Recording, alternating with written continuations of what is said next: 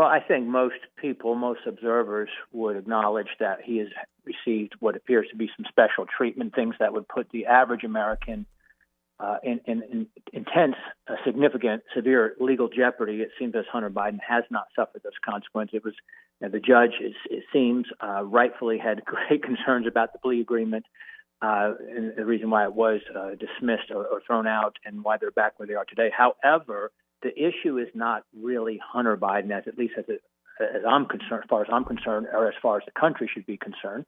The issue is the president's involvement in Hunter Biden and family's corrupt business dealings.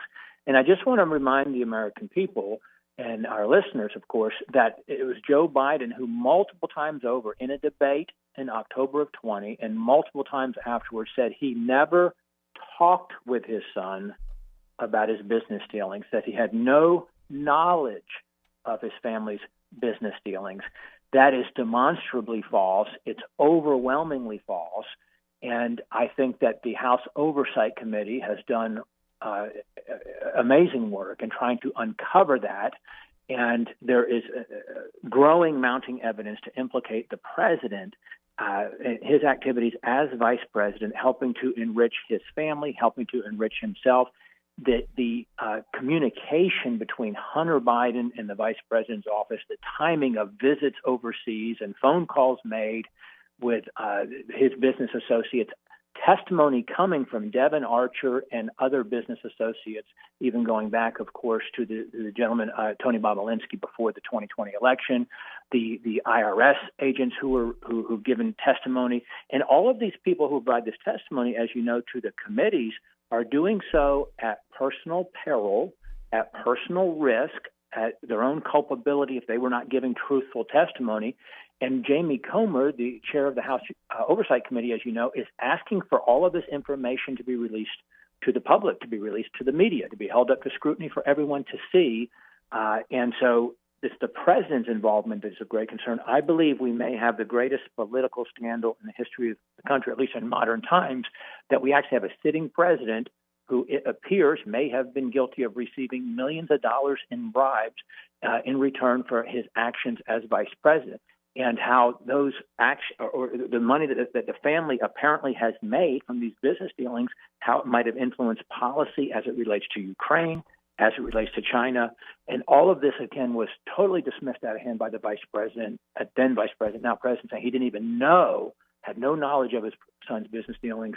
And that is obviously demonstrably false based on growing, mounting evidence. And you've seen even the narrative change, Brian, where it's no longer, even by the so-called mainstream media that has tried to cover for the Biden family, it's not that he didn't know about it. Now it's, well, he wasn't actually formally in business with his son.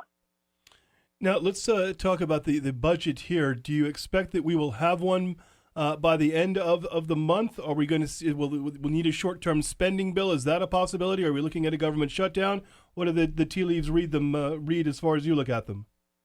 What should happen, and what I hope will happen, is that the House will do its job, and the Republican majority, which can pass legislation with 218 votes, we've got 222 Republicans in the House, that we will do what the American people elected us to do and what we promised to do when we asked for their vote to give us the majority back in 20. We ran on fiscal responsibility. We ran on cutting spending.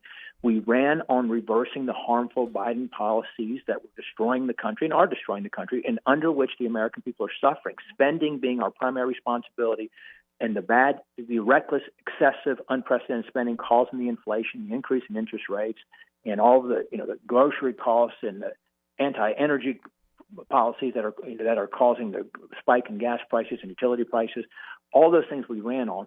We ought to pass Republican spending bills, the other 11 appropriations bills, that implement Republican policies that reverse the harmful policy of the Biden administration and cut our spending as we agreed to as a Republican conference in January when we voted for the speaker. He committed to that when he became speaker in January. And as we all voted for in the Limit, Save, Grow bill in April, that's what the House ought to do, to fund the government appropriately, to cut our spending responsibly, and take a step towards fiscal responsibility and implement Republican policies. And then it's up to the Senate to take up those bills to avoid a government shutdown. that would be my desire and hope that would happen. We all know, based on past history, that's a low probability, just because Congress has failed the nation time and time again. That's how we got $32 trillion. And by the way, the failure of the omnibus bill that was passed last December by Republicans in the Senate, who took away the Republican House's ability to cut spending before now, quite frankly. Now September 30 is when we can implement new spending bills, because they funded the government through September at Pelosi, Schumer, Biden levels. So that really diminished the capacity of the House to make a difference.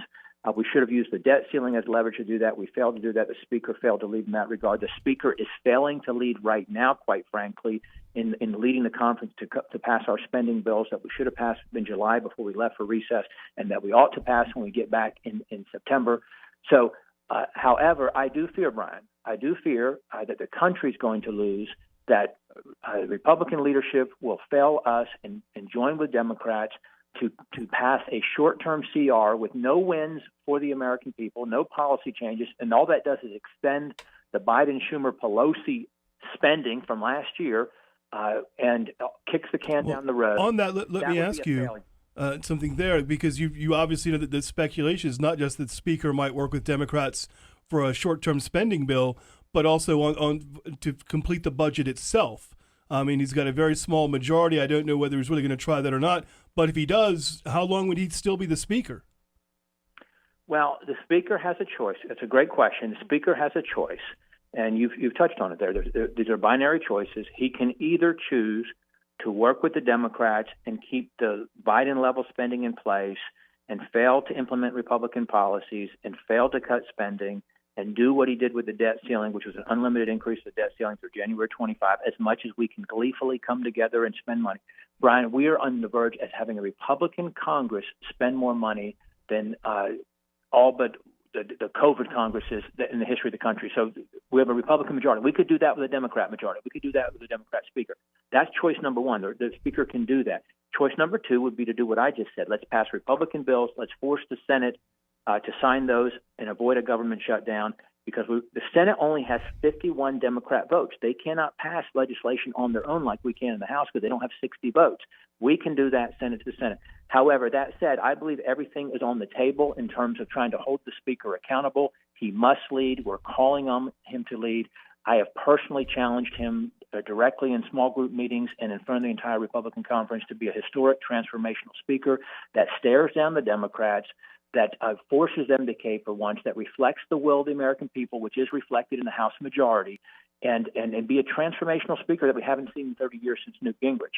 That said, I do not think the other choice is sustainable for him. I do not believe that he can make a deal with the Democrats, act like a Democrat Speaker, pass Democrat spending bills, do what we could have done with a Pelosi majority and a Pelosi speakership. I don't believe that's sustainable for him as Speaker.